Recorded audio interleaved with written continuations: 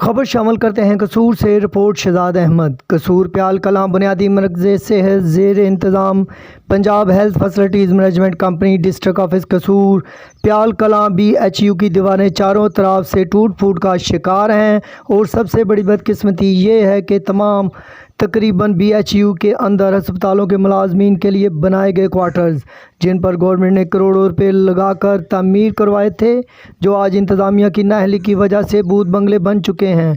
ताहाल ये क्वार्टर किसी के इस्तेमाल में नहीं।